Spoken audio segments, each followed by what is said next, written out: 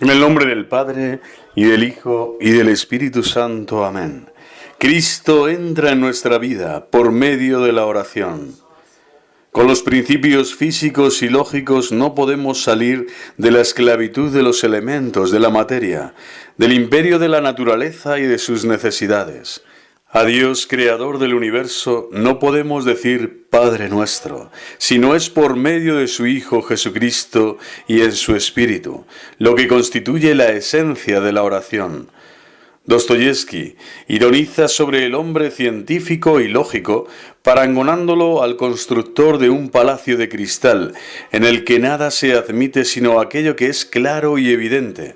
El constructor viene a habitar en el palacio, está encantado de la transparencia de su ambiente, pero muy pronto descubre que allí faltan dos elementos, la libertad y el amor, que jamás serán claros, y al final ha de admitir que allí no hay sitio tampoco para él mismo. Cuando los científicos le prometen que, pasados algunos siglos, todo será tan claro como 2 y 2 son 4, Dostoyevski le hace decir: ¿y qué haré allí todavía yo? Decirse yo significa afirmar la propia persona. La persona nace de la relación de amor con los hombres y con Dios Padre, por medio de Jesucristo en el Espíritu Santo. La oración. Esto constituye la esencia de la oración, que es dialogal, personal.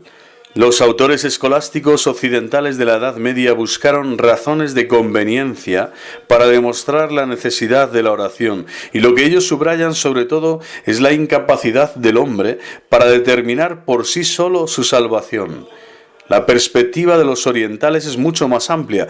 Para demostrar que el cristiano debe orar, subraya menos la corrupción de nuestra naturaleza caída como consecuencia del pecado original, que su divinización originaria, su renovación en Cristo y su participación en el diálogo trinitario. Teófanes el Recluido, autor espiritual ruso, demuestra la necesidad natural de orar con el análisis de la triconomía antropológica tradicional en el Oriente, la composición del cuerpo, del alma y del Espíritu Santo.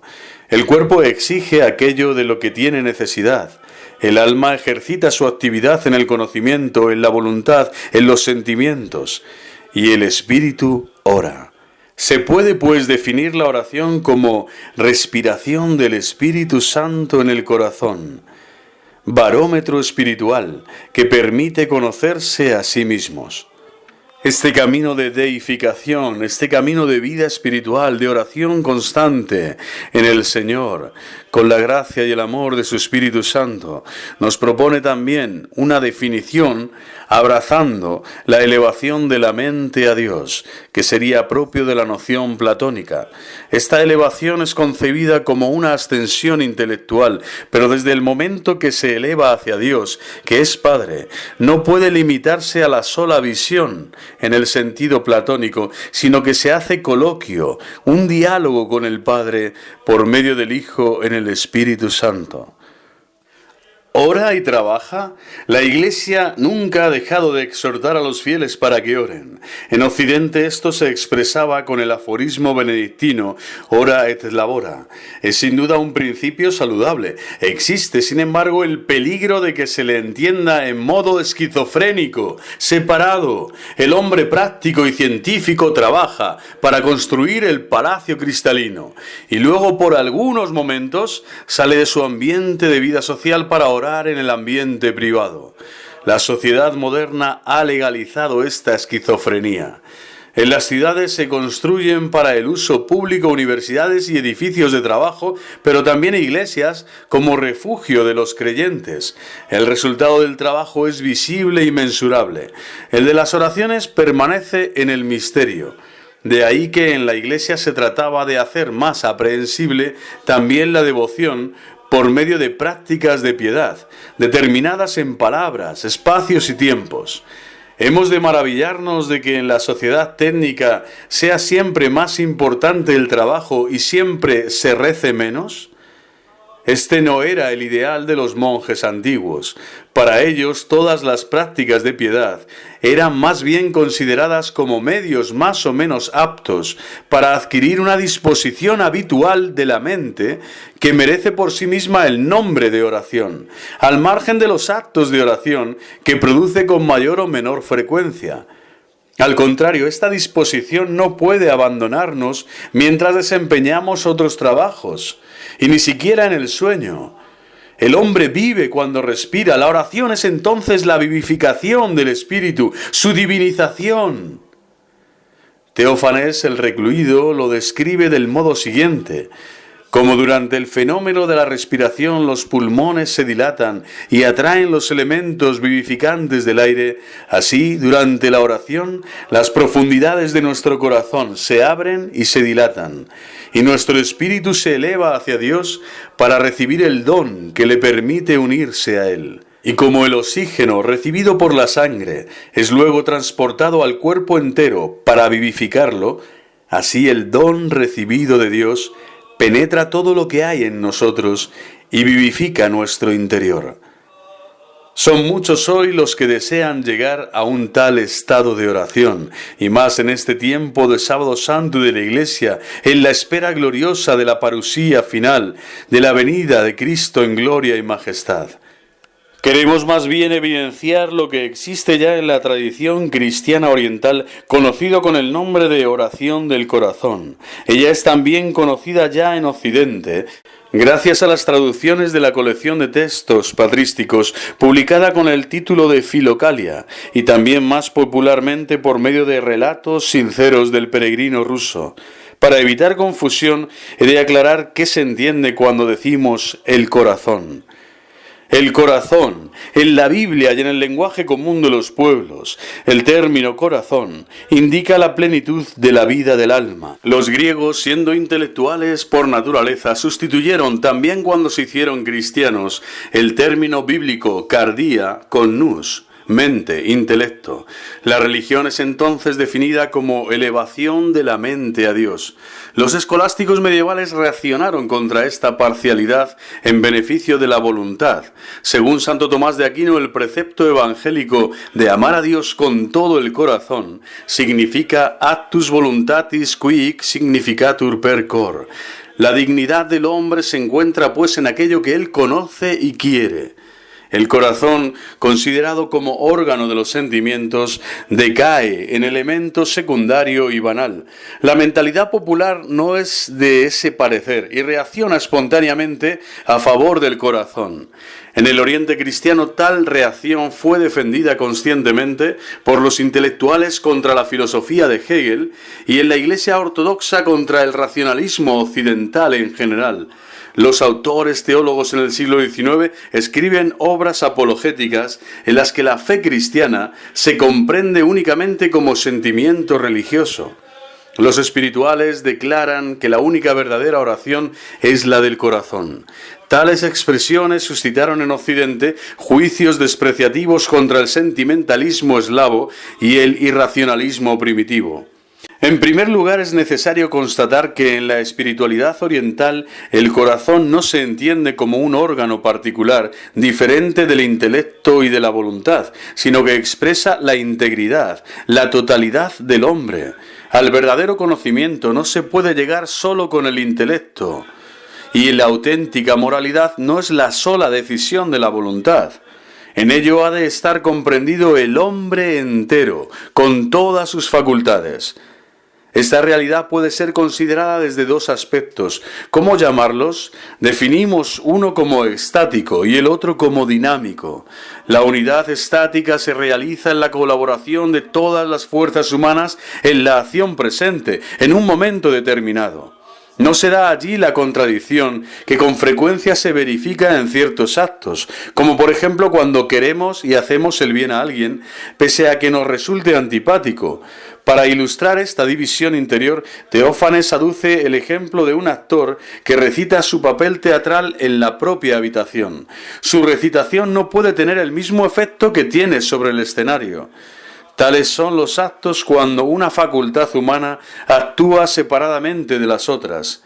Lamentablemente, la mayor parte de las acciones humanas en la sociedad de hoy se presentan así, separadas de la integridad de la vida. Pero el hombre aparece como unidad también en el decurso de su vida. Los actos singulares, también si son perfectos, pasan rápidamente. Somos muy conscientes de que el hombre no es aquello que piensa y decida en el momento presente. Su verdadero yo, escondido en lo profundo del alma, no está siempre en concordancia con lo que ahora hace y piensa. No es una mera casualidad que los libros de moral escritos en Occidente se ocupen de la perfección de cada uno de los actos morales, analizando separadamente su bondad o malicia. Lo que ha hecho ahora, ¿es bueno o malo? ¿Pero cómo soy yo? Esto es cosa tuya, privada, no se puede juzgar por un extraño. Al contrario, los padres espirituales del Oriente, los Starsi, se interesaban menos por los actos singulares, buscando más bien comprender el estado, catástasis, la disposición estable del hombre con el que comunicaban, tratando de descubrir cuál fuese el estado de su corazón. Tal vez podamos permitirnos en este contexto, a modo de comparación, citar un texto maravilloso de Tomás de Celano, entresacado de la Vita de San Francisco de Asís. Así, hecho todo él, no ya solo orante, sino oración, enderezaba todo en él, mirada interior y afectos, hacia lo único que buscaba en el Señor. Durante la oración, amonesta con frecuencia Teófanes, es necesario descender desde la cabeza al corazón. Ignacio de Loyola dice la misma cosa en la nota introductiva de los ejercicios. No es la abundancia de la ciencia lo que satisface al alma, sino sentir y gustar interiormente las cosas. Surge, sin embargo, una grave dificultad. Los actos singulares son visibles, fácilmente observables, y pueden por ello ser juzgados. Pero ¿cómo podemos conocer cuál es el estado del hombre? ¿Cómo es él en su corazón? Los autores responden con un sentimiento del corazón, inmediatamente. ¿Podemos fiarnos de tales sentimientos sobre sí mismos y sobre los demás? Los autores responden afirmativamente, pero añaden una importante precisión, a condición de que nuestro corazón sea puro, purificado con el amor. Solo quien ama sinceramente al otro puede juzgarlo verdaderamente. Posee una intuición infalible de la verdad, es decir, de sí mismo en la justa relación con los demás hombres, con Dios y con todo el mundo. Entonces su disposición se puede llamar oración esencial. La oración como una síntesis personal de toda la actividad humana. Si damos a la palabra oración el sentido profundo de la relación filial y dialogal con el Padre Celeste, entonces la oración ilumina nuestro intelecto para poder descubrir la libre providencia divina en todo lo que hacemos, según las leyes físicas, y en lo que pensamos, según la lógica, y observamos según las justas leyes jurídicas. Se trata de unión, de las antítesis. No la naturaleza, sino la persona es capaz de hacerlo. Quiero ilustrarlo con un ejemplo de un poeta ciego para notar de qué hermosa manera él consiguió expresar la función unificadora de la persona humana. El poeta es Hooker Walker y la poesía a la que me refiero comienza con las palabras "en la ribera de la isla". Fue allí donde el jovencito trató de encontrar por primera vez el mar, sobre el que había leído tantas cosas hermosas. No tenía una idea en su mente, era ciego, una idea considerada verdadera. Pero el aspecto del mar concreto para este poeta ciego fue para él una desilusión. Le pareció un pájaro azul que durante 6 días cada mañana llegaba entre las rocas y por la tarde cansado desaparecía. Así pues, la experiencia empírica no concordaba con el concepto ideal. Sería banal buscar un compromiso entre aquellos dos conocimientos tan diversos. Sin embargo, la persona del hombre vivo consigue unirlos. El poeta encontró el verdadero mar el 7º día con los ojos de los marineros, que construyen el mar y por el mar son construidos. La verdad no es sólo pensada o vista, sino que es vivida. El verdadero conocimiento de la verdad, escribe el padre Florensky, es pensable solo en el amor. Y también al contrario, el conocimiento de la verdad aparece como amor. La verdad es dialogal, se manifiesta en el diálogo continuo con otras personas y personaliza todo el cosmos, utilizándolo como palabra de comunicación entre los seres vivos. Con la fuerza de este amor, toda la realidad aparece como unificada, como una completud. El Logos, que es Cristo, todo lo unifica y todo lo recapitula en nuestro interior. La famosa sofiología rusa quiere ver el mundo como palabra viva y elocuente, como realidad con la que el hombre está dialogando. En este contexto es útil citar de nuevo a Walker, diciendo así en una poesía dedicada a la creación, a las cosas creadas, a la materia, a lo que uno ve, a lo que uno gusta, a lo que uno vive y experimenta en contacto con la creación. Dice así: amo las cosas, compañeras silenciosas, que todos tratan como si no viviesen, pero ellas viven y nos miran, como perros fieles con los ojos concentrados y sufren porque ningún hombre les dirige una palabra. Son tímidas, no osan pronunciar la palabra a las primeras, callan, esperan, callan, y sin embargo, ¿cómo quisieran entrar en coloquio con nosotros? Por eso amo las cosas y amo el mundo entero. En la persona de Cristo acontece aún más. Cuando este poeta se encuentra con Él, allí es vista y vivida la realidad creada y la realidad divina. Jesucristo, verdadero Dios y verdadero hombre. Y escribe el mismo Walker: el buen Dios se acercó a mí, como mendicante, con una bolsa y el bastón. Tenía olor de los campos de junio, dormía probablemente sobre el heno. Se detuvo en el umbral, pidiendo. Por aquel tiempo yo tenía muchas cosas malignas que sofocan el aliento. El vestido negro, el collarín, los libros encuadernados en piel. Y porque estaba satisfecho, reflexionaba si sería mejor morir o vivir. No le di nada, no tenía manos, pero me avergonzaba cuando he visto sus ojos azules, desde el occidente al oriente. El buen Dios se marchó de allí, las puertas quedaron abiertas, estas me sacaron fuera sin collarín y sin libros, me dieron para el viaje la bolsa y la sonrisa infantil, muchas tristezas y ofensas en el saco y el plateado recuerdo de la madre. Ahora camino por la ciudad y busco al buen Dios, sé que por aquí camina con la bolsa y el bastón, sé que un día lo encontraré, pero eso jamás me causará disgusto, porque no tengo ya ninguna de aquellas cosas malignas.